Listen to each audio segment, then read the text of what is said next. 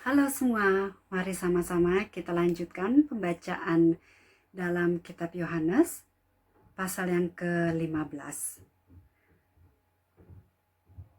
Dari ayat yang ke-9 sampai ayat ke-17.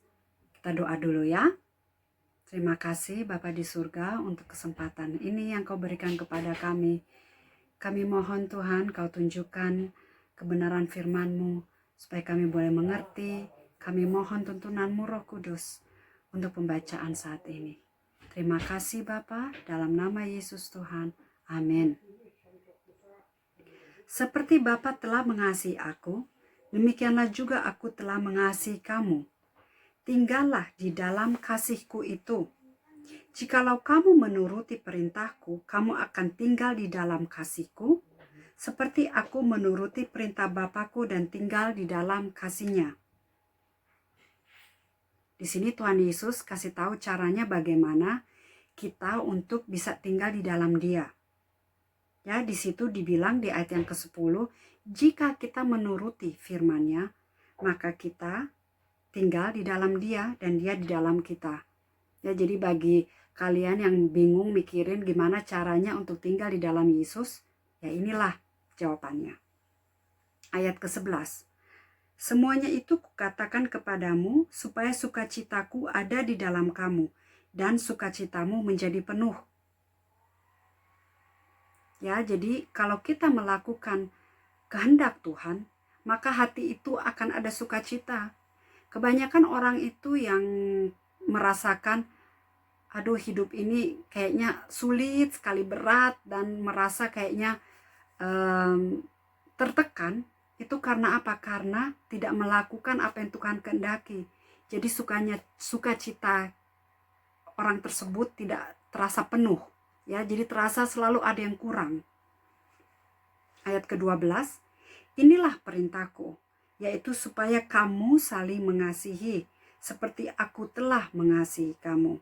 Tidak ada kasih yang lebih besar daripada kasih seseorang yang memberikan nyawanya untuk sahabat-sahabatnya. Ya, perintahnya jelas, yaitu supaya kita saling mengasihi.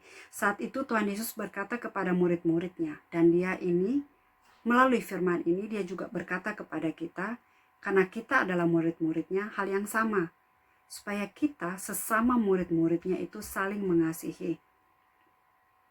Ayat ke-14, kamu adalah sahabatku, jikalau kamu berbuat apa yang kuperintahkan kepadamu. Ya, jadi bukan hanya seorang hamba, tapi kita adalah sahabat-sahabatnya. Dengan satu syarat, jika kita melakukan perintahnya. Apa perintahnya? Yaitu kita saling mengasihi satu dengan yang lain. Aku tidak menyebut kamu lagi hamba, sebab hamba tidak tahu apa yang diperbuat oleh tuannya, tetapi aku menyebut kamu sahabat, karena aku telah memberitahukan kepada kamu segala sesuatu yang telah kudengar dari Bapakku. Bukan kamu yang telah memilih aku, tetapi akulah yang memilih kamu, dan aku telah menetapkan kamu supaya kamu pergi dan menghasilkan buah, dan buahmu itu tetap, supaya apa yang kamu minta kepada Bapa dalam namaku, diberikannya kepadamu. Inilah perintahku kepadamu, kasihilah seorang akan yang lain. Jadi jelas bahwa bukan kita yang memilih Tuhan, tetapi Tuhanlah yang memilih kita. Bayangkan kalau dari semiliaran manusia yang ada di bumi ini, dan kita ini termasuk yang dipilih Tuhan. Luar biasa bukan? Ya, jadi sesuatu hal yang sangat spesial, Tuhan memilih kita. Jadi jangan dikira karena kita percaya kepada Tuhan bahwa kita yang mencari Dia, bukan. Kalau kita bisa percaya itu karena Tuhan telah memilih kita dari awal.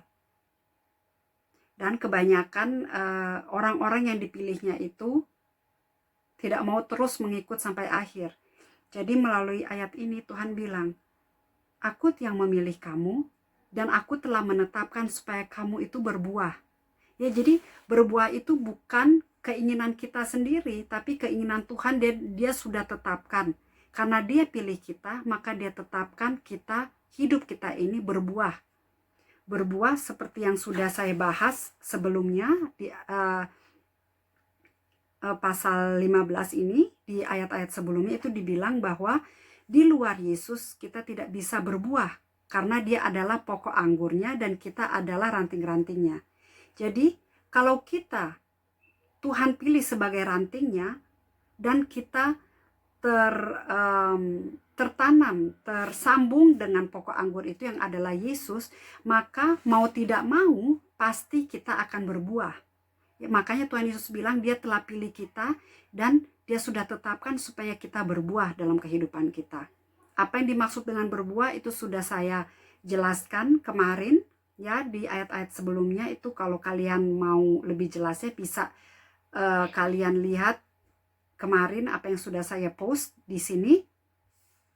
Ya, dan terakhir Tuhan Yesus bilang di ayat 17, dia tekankan kembali, inilah perintahku, kasihilah seorang akan yang lain. Jadi perintahnya itu hanya singkat, hanya satu untuk murid-muridnya ini. Kalau kita percaya, maka kita mau menuruti perintahnya, yaitu mengasihi satu dengan yang lain. Oke, sampai di sini dulu pembacaan hari ini. Kita lanjut lagi yang berikutnya besok ya. Oke, Tuhan berkati. Dadah.